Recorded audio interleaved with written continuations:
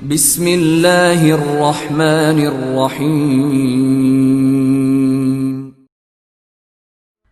سامعین سے گزارش کی جاتی ہے کہ ہمارے دونوں چینلز کے پلیٹ فارم سے جتنی بھی آڈیو بکس کی ریکارڈنگ کمپلیٹ ہو چکی ہے اسے خود بھی سنیں اور زیادہ سے زیادہ شیئر کرنے کی کوشش کریں، اور ہمارے سوشل میڈیا پلیٹ فارم کے لنکس ڈسکرپشن میں دیے گئے ہیں، ہمیں سبسکرائب اور فالو ضرور کریں تاکہ آپ کو ضروری اپڈیٹس ملتے رہیں، اور ہماری ٹیم کی فنانشیل سپورٹ کے لیے پیٹریون کی لنک ضرور چیک کریں۔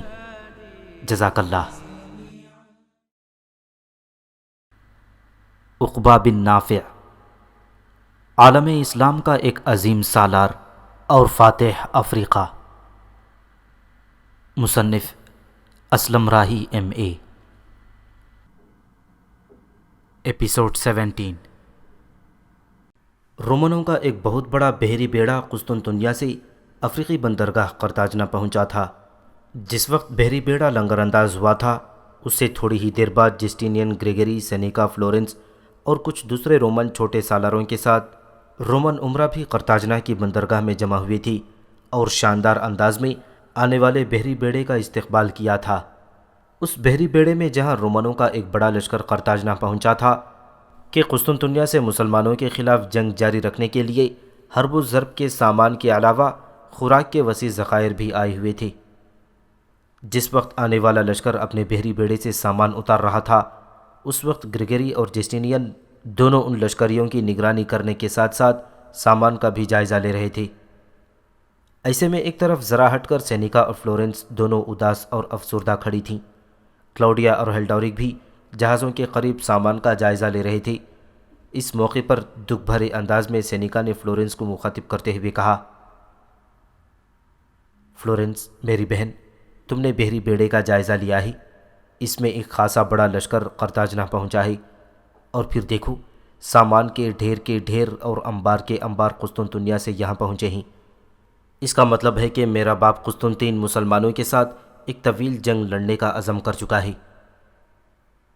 یہاں تک کہتے کہتے سینیکا رک گئی، اس لیے کہ ان سے ذرا فاصلے پر رولسن بھی کھڑا بحری بیڑے کا بغور جائزہ لے رہا تھا۔ اس موقع پر سینیکا نے کچھ سوچا، پھر فلورنس کو مخاطب کر کے کہنے لگی، ذرا اپنی دائیں جانب دیکھو، وہ رولسن کھڑا ہے۔ فلورنس، میرے خیال میں ہمیں ایک بار پھر رولسن کو قیروان بھیجنا ہوگا تاکہ وہاں یہ مسلمانوں کو قسطنطنیہ سے آنے والے بحری بیڑے اور سارے ساز و سامان کی خبر کرے، تاکہ مسلمان نئی صورتحال کا مقابلہ کرنے کے لیے تیار اور مستعد رہیں۔ یہاں تک کہتے کہتے سینیکا رک گئی، پھر فلورنس کو مخاطب کر کے کہنے لگی، تم یہیں رکو، وہ دیکھو تمہارا باپ اور میرا بھائی دونوں بحری بیڑے میں سے ان آنے والے لشکریوں کے خلاف گفتگو کر رہے ہیں۔ میں وہاں جا کر دیکھتی ہوں کہ گفتگو کس موضوع پر ہونے والی ہے۔ ہو سکتا ہے اس موضوع سے ہم مسلمانوں کے فائدے کی کوئی بات اچک سکیں اور پھر رولسن کو قیروان بھجوا سکیں۔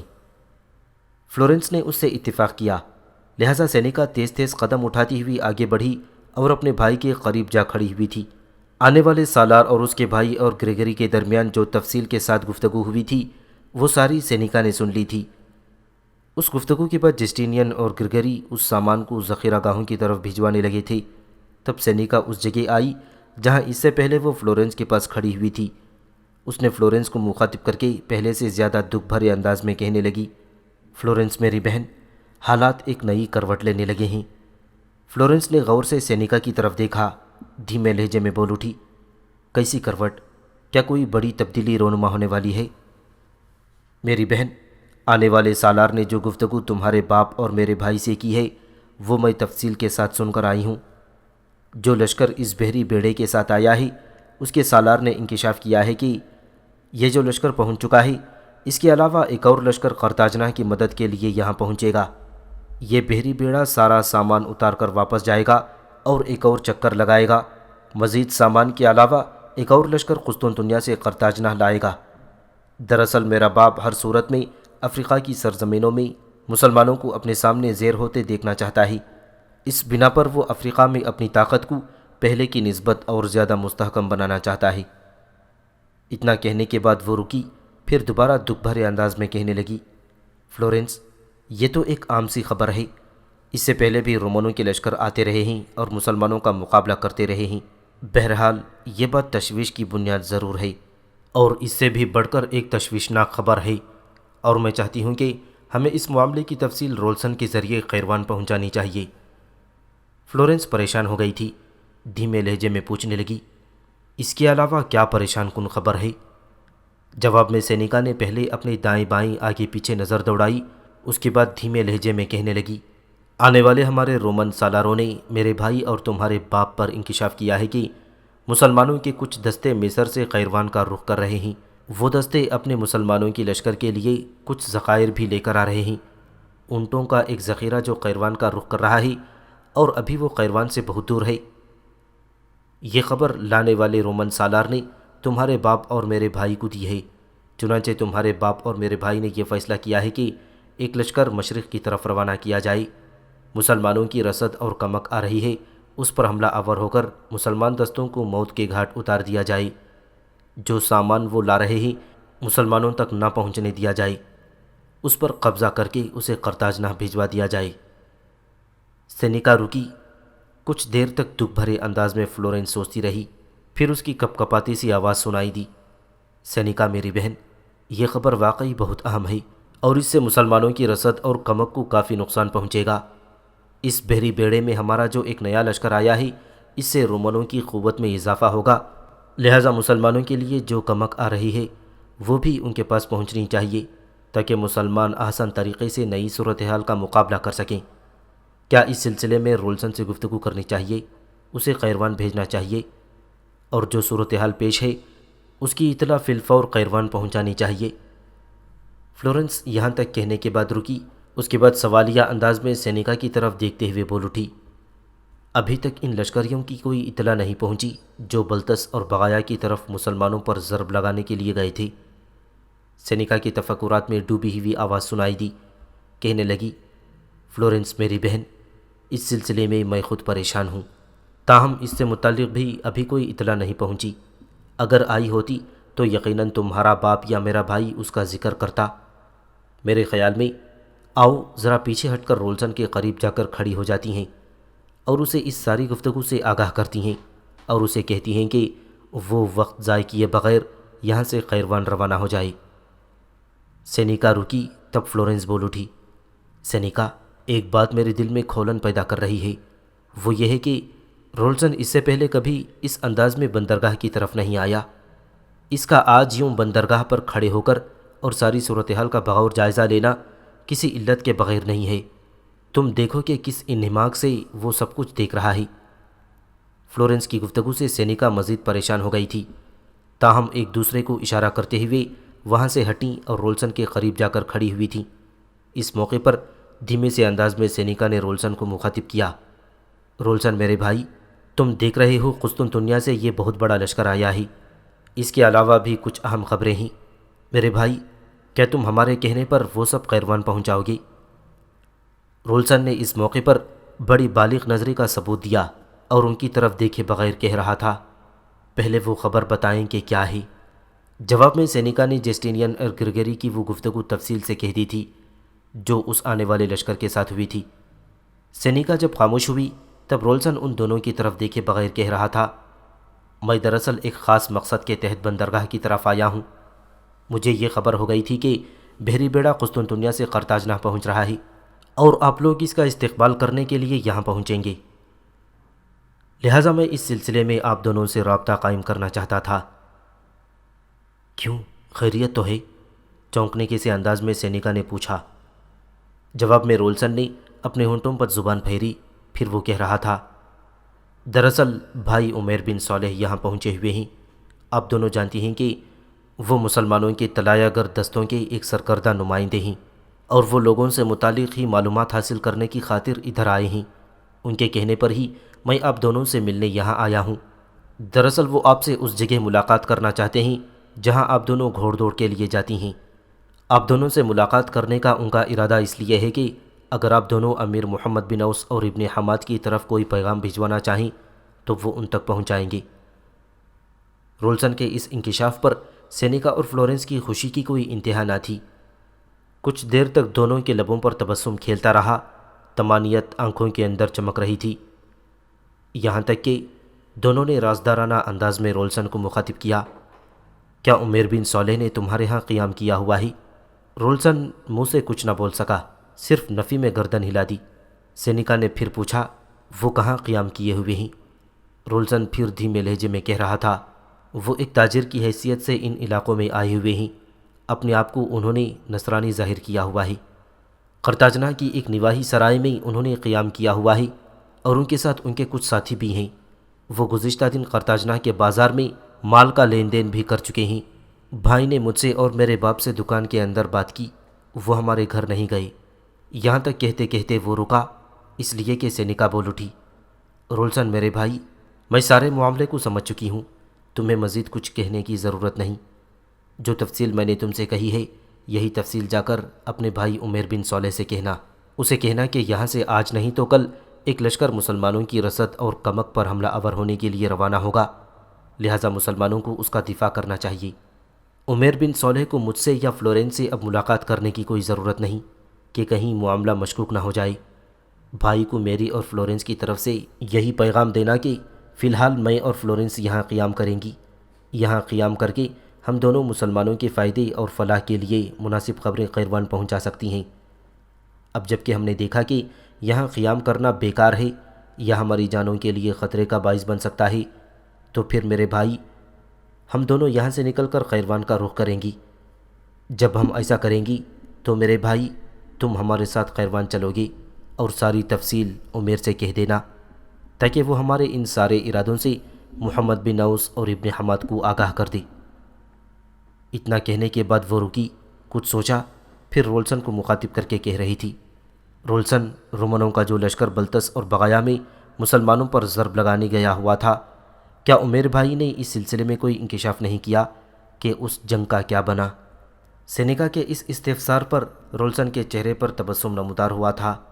وہ کہنے لگا، میری بہن، باتوں باتوں میں آپ پر یہ انکشاف کرنا بھول گیا، اس جنگ کا فیصلہ ہو چکا ہے۔ مسلمانوں نے ہمارے لشکر کو بدترین شکست دی اور وہ لشکر شکست اٹھا کر قرطاجنہ کا رخ کیے ہوئے ہے۔ مسلمانوں نے بلتس اور بغایا دونوں شہروں اور قلعوں پر قبضہ کر لیا ہے۔ چونکہ ہمارے لشکر کو شکست ہوئی ہے، لہٰذا ہماری لشکری سست روی سے قرطاجنہ کا رخ کیے ہوئے ہیں، جبکہ عمیر بن صالح اس جنگ میں شامل تھے اور وہیں سے ان علاقوں کی طرف آئے ہیں، تاکہ اگر کوئی رومنوں کی طرف سے تبدیلی رونما ہونے والی ہے تو وہ جا کر قیروان کو مطلع کر سکیں۔ رولسن کا یہ جواب سن کر سینیکا اور فلورنس کی خوشی کی کوئی انتہا نہ رہی۔ دونوں کچھ دیر تک بڑے مطمئن انداز میں ایک دوسرے کی طرف دیکھتی رہیں۔ پھر رولسن کو مخاطب کر کے سینیکا کہنے لگی، رولسن، اب تم جاؤ، جو ساری صورتحال میں نے تمہیں بتائی ہے جا کر عمیر بن صالح سے کہہ دینا۔ اب تمہارا یہاں زیادہ دیر کھڑا ہونا اچھا نہیں ہے۔ بھائی سے یہ کہنا کہ وہ آج ہی وقت ضائع کیے بغیر یہاں سے روانہ ہو جائے، اسے ہم سے کوئی بات کرنے کی ضرورت نہیں۔ جو پیغام میں نے تمہیں دیا ہے وہ جا کر محمد بن اوس اور نعیم بن حماد سے کہہ دے، اور سب سے اہم بات یہ ہے کہ وقت ضائع نہ کرے اور یہ اطلاع کر دے تاکہ مسلمان مصر کی طرف آنے والی اپنی رسد اور کمک کا دفاع کر سکیں۔ رولسن وہاں سے ہٹ گیا، جبکہ سینیکا اور فلورنس پھر پہلے کی طرح اس ساری صورتحال کا بغور جائزہ لینے لگی تھیں۔ جس وقت قرطاجنہ کی بندرگاہ سے وہ سارا سامان ہٹایا جا چکا جو بحری بیڑے کے ساتھ قسطنطنیہ سے آیا تھا، اور جسٹینین اور گریگری آنے والے بحری بیڑے کے سالار کے علاوہ وہاں جمع ہونے والے چھوٹے رومن سالاروں اور عمرہ کے ساتھ وہاں سے ہٹنا ہی چاہتی تھی کہ ایک گھوڑ سوار اپنے گھوڑے کو دوڑاتا ہوا اس سمت آیا جہاں جسٹینین اور گریگری کھڑے ہوئے تھے۔ ذرا فاصلے پر وہ اپنے گھوڑے سے اترا۔ جسٹینین کو اس نے تعظیم دی اور یہ صورتحال سینیکا اور فلورنس بھی دیکھ رہی تھیں۔ اس موقع پر سینیکا نے فلورنس سے کہا، چلو وہاں چل کر کھڑی ہوتی ہیں، یہ جو گھوڑ سوار آیا ہے یہ کوئی ضروری اور اہم خبر لے کر آیا ہے۔ میرے خیال میں یہ میرے بھائی اور تمہارے باپ کو بلتس اور بغایا کی شکست کی اطلاع کر دے گا۔ فلورنس نے اس سے اتفاق کیا تھا۔ پھر دونوں گریگری اور جسٹینین کے قریب جا کھڑی ہوئی تھیں، جبکہ ان کے دیکھتے ہی دیکھتے آنے والے نے جسٹینین کو تعظیم دینے کے بعد کہنا شروع کیا، میں ایک انتہائی بری خبر لے کر آیا ہوں۔ بغایا شہر کے نواح میں مسلمانوں نے ہمارے لشکر کو بدترین شکست دے دی ہے۔ لیو، ہرکیولیس اور اسارین سلامت ہیں اور ہمارے لشکر کو لے کر قرطاجنہ کا رخ کر رہے ہیں۔ یہ خبر جسٹینین اور گریگری دونوں کے لیے یقیناً تکلیف دہ تھی۔ دونوں کچھ دیر تک بڑے غور سے ایک دوسرے کی طرف دیکھتی رہی۔ اس کے بعد جسٹینین دھیمے اور دکھی لہجے میں گریگری کو مخاطب کر کے کہہ رہا تھا، محترم گریگری، جہاں مجھے اس بات کی خوشی ہو رہی ہے کہ قسطنطنیہ سے ہمارے لیے ایک اور لشکر کے علاوہ ضرورت کے سامان کے ڈھیر پہنچ گئے ہیں، وہاں میرے لیے بغایا کی یہ شکست ناقابل برداشت صدمہ ہے۔ کیا کبھی کوئی ایسا موقع بھی ہاتھ آئے گا کہ ہم کسی رزمگاہ میں مسلمانوں کو شکست دینے کے بعد فخریہ انداز میں اس فتح کا اظہار کر سکیں گے؟ ہمارے لشکر کی شکست کے بعد یقیناً بلطس اور بغایا دونوں شہر اور قلعے مسلمانوں کے قبضے میں چلے گئے ہیں۔ اس طرح جہاں ہماری عسکری حیثیت کا نقصان ہوا ہے، وہاں مسلمانوں کی عسکری حیثیت میں استحکام آئے گا، اور یہ صورتحال ہمارے حق میں اچھی نہیں۔ بلطس اور بغایا کا ہاتھ سے نکل جانا میرے لیے یہ خبر انتہا درجہ تکلیف دہ ہے۔ جسٹینین جب خاموش ہوا تب گریگری نے کچھ سوچا۔ بڑے غور سے جسٹینین کی طرف دیکھتے ہوئے وہ کہہ رہا تھا، اس موقع پر میرے ذہن میں ایک تجویز ہے، اگر اس پر عمل کیا جائے تو میرے خیال میں ہم لڑے بغیر مسلمانوں سے بلطس اور بغایا کے دونوں قلعے اور شہر واپس لے سکتے ہیں۔ گریگری کے ان الفاظ پر چونک جانے کے سے انداز میں جسٹینین نے اس کی طرف دیکھا اور پھر کہنے لگا، اگر ایسی کوئی تجویز آپ کے پاس ہے تو پھر میں فی الفور اس پر عمل کرنے کی کوشش کروں گا، اس لیے کہ میں ہر صورت میں بلطس اور بغایا دونوں شہروں اور قلعوں پر اپنی گرفت کرنا چاہتا ہوں۔ جسٹینین جب خاموش ہوا تب گریگری نے کہنا شروع کیا، جیسا کہ ہمارے آنے والے سالار نے انکشاف کیا ہے کہ مسلمانوں کا ایک لشکر مسلمانوں کے لیے رسد کا سامان لے کر مصر میں قیروان کا رخ کیے ہوئے ہے، اس سے میرا اندازہ ہے کہ آنے والی یہ کمک سینکڑوں میں نہیں بلکہ ہزاروں میں ہوگی۔ میں چاہتا ہوں کہ آج ہی ایک لشکر مسلمانوں کے آنے والے اس لشکر پر حملہ آور ہونے کے لیے روانہ کیا جائے، اور وہ جو لشکر ہم روانہ کریں گے اس کے سالار کو اطلاع کریں کہ ان مسلمانوں پر حملہ آور ہو کر ان کا قتل عام نہیں کیا جائے۔ کوشش یہ کی جائے کہ صحرا کے اندر انہیں گھیر کر اپنے سامنے بے بس اور نہتہ کر کے گرفتار کیا جائے۔ اس کے بعد گرفتار ہونے والے ان سارے مسلمان لشکریوں کو ان کے سامان سمیت قرطاجنہ میں لایا جائے۔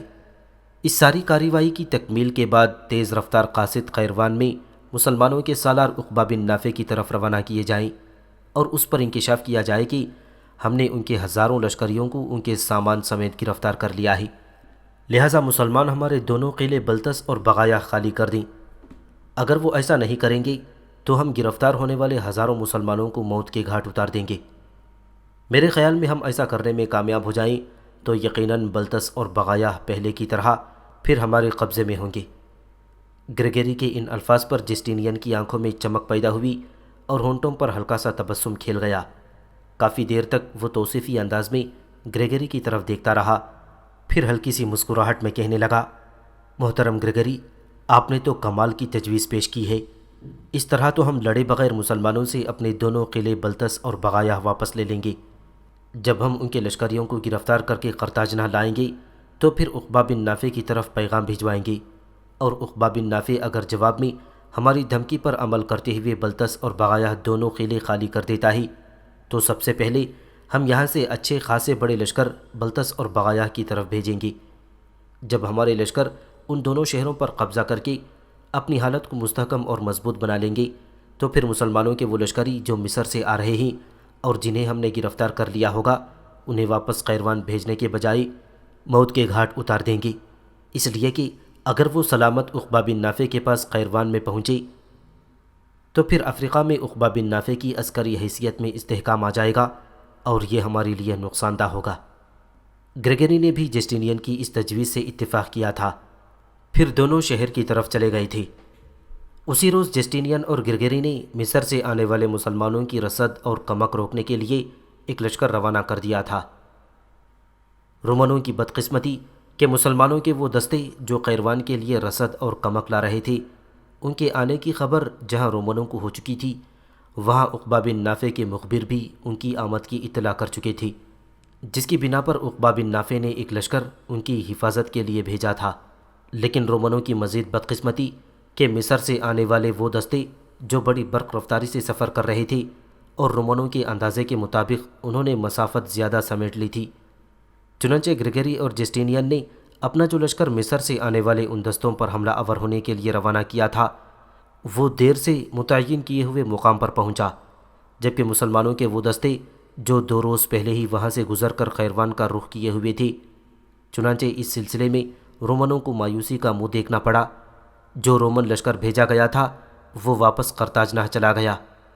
اسی دوران مصر سے آنے والے مسلمانوں کے دستے اپنے سارے ساز و سامان سمیت خیریت سے قیروان پہنچنے میں کامیاب ہو گئے تھے۔ جسٹینین اور گریگری دونوں انتہائی غصے کے عالم میں اپنے کچھ محافظوں کے ساتھ قصر میں داخل ہوئے تھے۔ قصر کے اندرونی حصے میں داخل ہوتے ہی جسٹینین نے انتہائی غصے اور غضبناکی میں بری طرح دہاڑا تھا۔ یہ سینیکا اور فلورنس کہاں ہیں؟ ان دونوں میں سے نہ کوئی میری بہن ہے نہ کوئی میری بیٹی، ان دونوں میں سے نہ کوئی میری بہن ہے اور نہ گریگری کی بیٹی۔ یہ دونوں مسلمانوں کے ہمنوا اور ہمارے درمیان رہتے ہوئے ان کے لیے جاسوسی کے فرائض انجام دے رہی ہیں۔ جسٹینین کے اس طرح گرجنے پر فلورنس کی ماں کلاوڈیا اور بھائی ہیلڈورک بھی باہر نکل گئے تھے اور دونوں عجیب سے انداز میں گریگری کی طرف دیکھ رہے تھے۔ اس موقع پر گریگری بھی بول اٹھا، محترم جسٹینین کا کہنا درست ہے، سینیکا اور فلورنس دونوں ہمارے خلاف مسلمانوں کے لیے جاسوسی کرنے کے کام میں ملوث پائی گئی ہیں اور اس کا ثبوت بھی ہمیں مل چکا ہے۔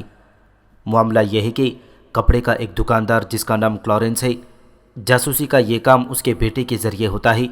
کلورنس کی ایک بیٹی تھی، انتہا درجے کی حسین اور خوبصورت۔ بشپ پولوس نے کلورنس سے کہا تھا کہ وہ اپنی بیٹی کو کلیسا کے لیے وقف کر دے، لیکن اس نے ایسا کرنے سے انکار کر دیا تھا اور اس کی بیٹی بھی نہ مانی تھی، لہٰذا وقتی طور پر اس کی بیٹی کہیں بھاگ کر روپوش ہو گئی تھی۔ لیکن محترم پولوس نے کلورنس کی نقل و حرکت پر نگاہ رکھی۔ اس دوران کلورنس کی بیٹی نہ مل سکی، تاہم کچھ دنوں کے لیے کلورنس کے بیٹے رولسن کو گھر سے غائب پایا گیا۔ اس کے بعد جب پولوس نے کلورنس کو بلا کر تفتیش کی تو کلورنس نے سچائی ماننے سے انکار کر دیا اور اس وقت محترم پولوس نے اسے چھوڑ دیا تھا۔ بعد میں جب پولوس کو شک و شبہ ہوا تب آج دن کے وقت کلورنس کو کلیسا طلب کیا گیا۔ جب اس معاملے میں اس پر تشدد کیا گیا تو اس نے تسلیم کر لیا کہ اس کی بیٹی قرطاجنہ سے نکل کر قیروان جا چکی ہے اور وہاں اس نے ایک مسلمان سے شادی کر لی ہے اور اس کے بیٹے رولسن کا قیروان میں آنا جانا تھا۔ اس نے یہ بھی تسلیم کیا ہے کہ سینیکا اور فلورنس دونوں مسلمانوں کے سالار محمد بن اوس اور نعیم بن حماد کی طرف پیغام رسانی کرتی رہی ہیں اور دونوں مسلمانوں کے ان سالاروں کو جانتی بھی ہیں۔ رولسن ان دونوں کے لیے پیغام رسانی کا کام بھی سر انجام دیتا ہے۔ کلورنس کو کلیسا میں مصلوب کر دیا گیا ہے۔ اب سینیکا اور فلورنس کی باری ہے، انہیں بھی کلیسا میں اس کے جرم کی پاداش میں مصلوب کر دیا جائے گا۔ کلورنس کے بیٹے رولسن کو تلاش کرنے کی کوشش کی گئی، میرے خیال میں اسے حالات کی خبر ہو چکی تھی، لہٰذا وہ کہیں بھاگ چکا ہے۔ اتنا کہنے کے بعد جسٹینین رکا، پھر ہیلڈورک کی طرف دیکھتے ہوئے کہنے لگا، ذرا سینیکا اور فلورنس کے کمرے کی طرف جاؤ اور ان دونوں کو بلا کر میرے پاس لاؤ۔ ہیلڈورک وہاں سے ہٹنا ہی چاہتا تھا کہ اس کی ماں کلاوڈیا جسٹینین کی طرف دیکھتے ہوئے بول اٹھی، محترم جسٹینین، سینیکا اور فلورنس کافی دیر ہوئی گھوڑ دوڑ کے لیے نکل چکی ہیں۔ کلاوڈیا کے ان الفاظ پر جسٹینین چونکا تھا۔ گریگری کی طرف دیکھتے ہوئے کہنے لگا، محترم گریگری، ابھی تو ان دونوں کی گھوڑ دوڑ کا وقت ہی نہیں ہوا، وہ یوں کیسے چلی گئیں؟ اس کا یہ مطلب ہے کہ ان دونوں کو بھی خبر ہو گئی ہے کہ مسلمانوں کے لیے ان کی جاسوسی کرنے کا راز فاش ہو چکا ہے، اور پھر میرے خیال میں وہ یہاں سے بھاگ چکی ہیں۔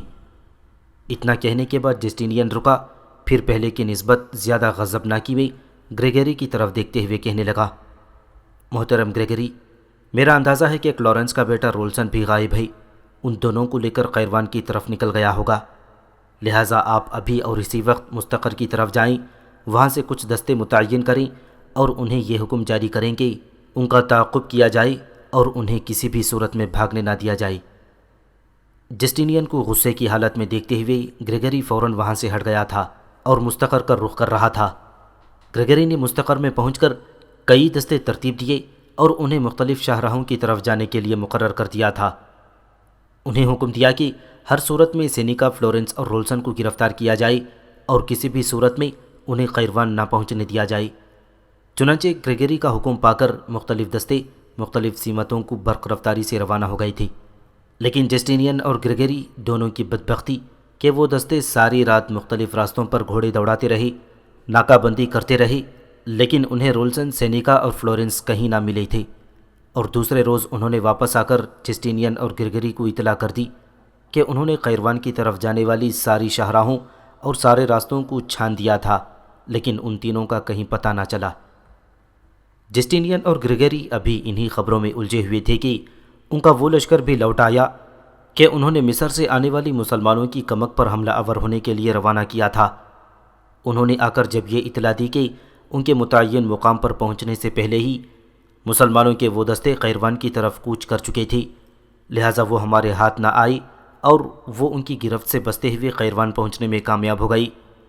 یہ دونوں خبریں جسٹینین اور گرگری دونوں کے لیے یقیناً دل شکستہ تھیں۔ محمد بن اوس اور نعیم بن حماد باقی سالاروں کے ساتھ عقبہ بن نافع کے ہاں رومنوں پر حملے کی منصوبہ بندی کرنے کے بعد جب عقبہ بن نافع کی رہائش گاہ سے نکلے، چند ہی دور گئے ہوں گے کہ ایک طرف سے عمیر بن صالح اپنا گھوڑا دوڑاتا ہوا آیا۔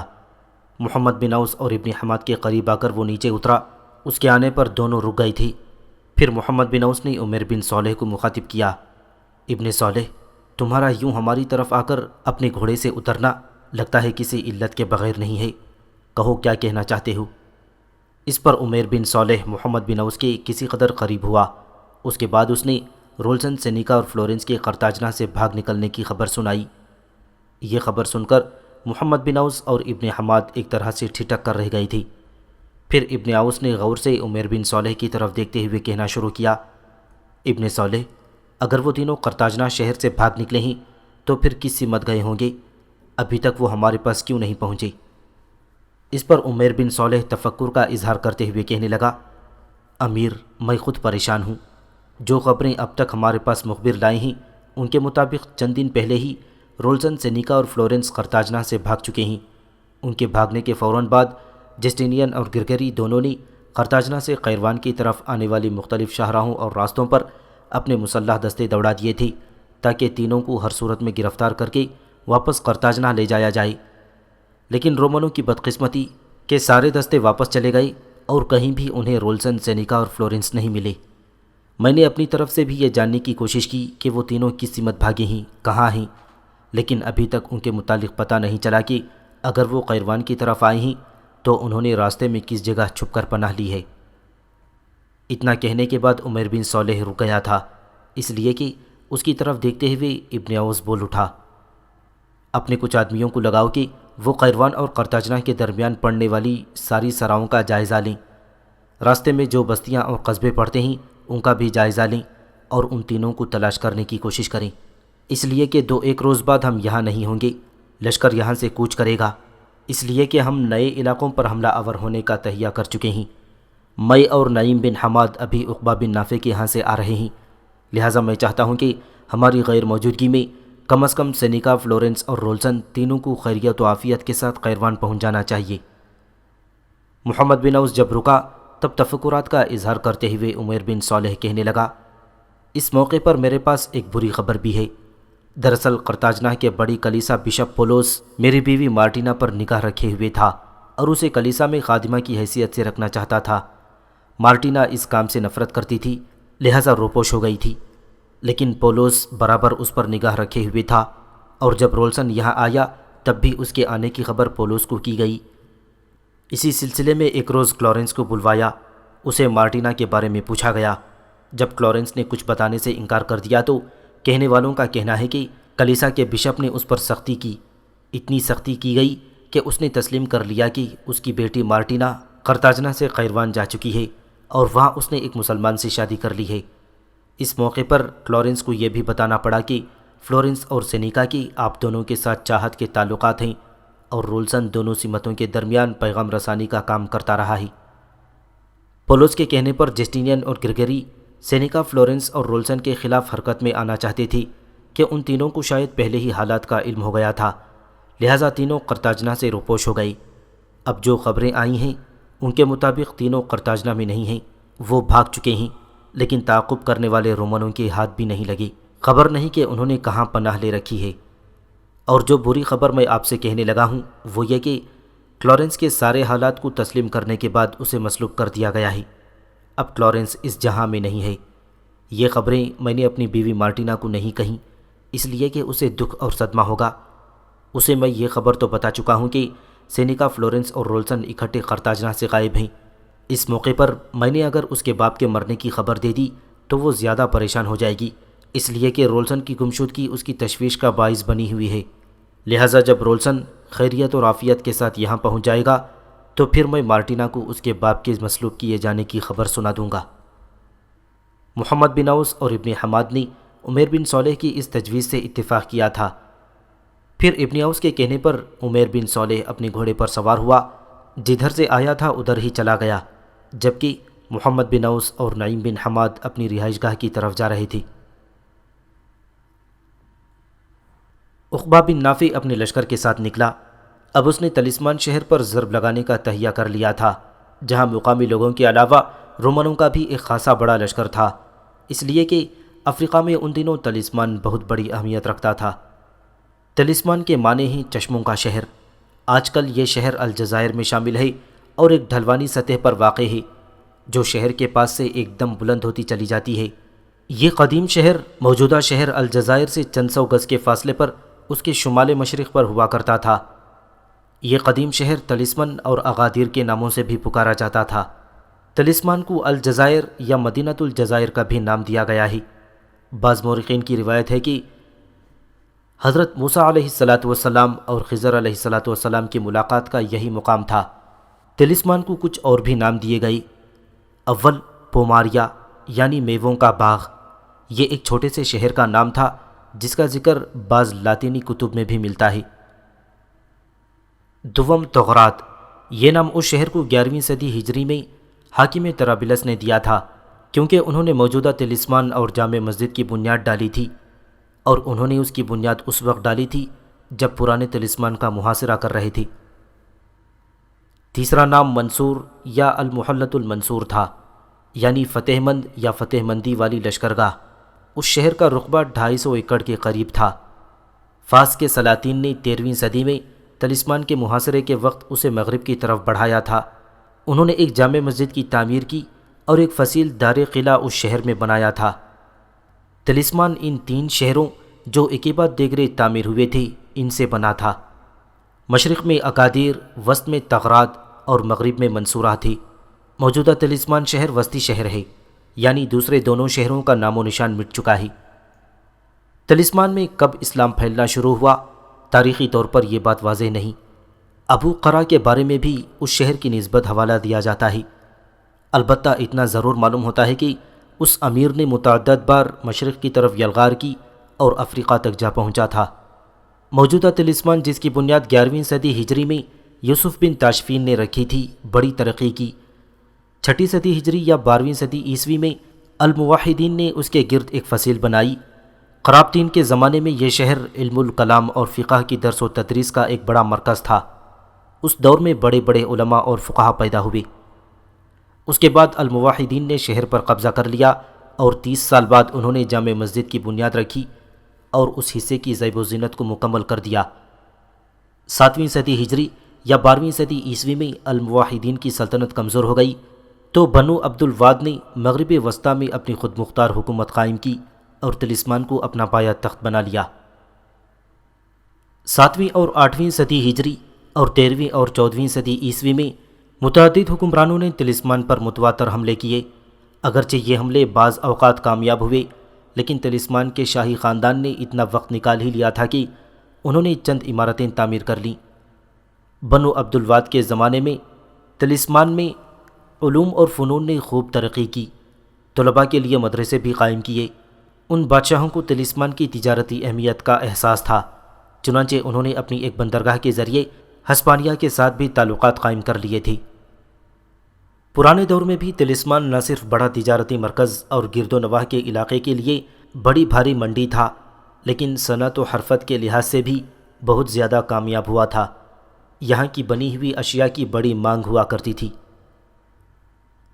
9ویں صدی ہجری اور 15ویں صدی عیسوی میں جب عربوں نے اسپین سے ہجرت کی تو ان کی اکثریت طلسمان میں ہی آ کر آباد ہوئی تھی۔ ان کی وجہ سے زندگی کے مختلف امور میں نئی سرگرمی پیدا ہو گئی تھی۔ اس کے بعد 555 عیسوی میں الجزائر کے بادشاہ صالح رئیس نے طلسمان پر ترکی حکومت قائم کر لی۔ چنانچہ یہ حکومت 1830 عیسوی تک قائم رہی۔ اس کے بعد اس عظیم شہر نے مراکش کی اطاعت قبول کر لی۔ 1831 میں فرانسیسی پہلے طلسمان شہر میں داخل ہوئے، لیکن 1886 عیسوی میں ایک صلح کی روح سے یہاں کا قبضہ امیر عبد القادر کے حوالے کر کے چلے گئے۔ 1854 عیسوی میں طلسمان کو ایک خود مختار بلدیہ کی حیثیت حاصل ہو گئی اور 1858 عیسوی میں ایک اقلیم عام کا صدر مقام بنا دیا گیا۔ پھر 1930 عیسوی میں یہ ایک قلعہ اور فوجی چھاؤنی کا مقام بھی بنا۔ اسلامی فنون کی یادگار زمانہ عمارتیں، جس کی وجہ سے طلسمان زینت کاری کے بہترین عجائب گھروں میں شامل ہوتا ہے، اس کی دل فریبی اور زیبائش میں اہم درجہ رکھتی ہے۔ ان آثار قدیمہ میں تغرات اور منصورہ کی فصیلیں، بزرگوں کے مقبرے، جامع مسجد اور اس کا مینار، خاندان عبد الوہاب کے پہلے حکمران کا بنوایا ہوا محل، مساجد سید نوسی اور دیگر بہت سی عمارتیں شامل ہیں۔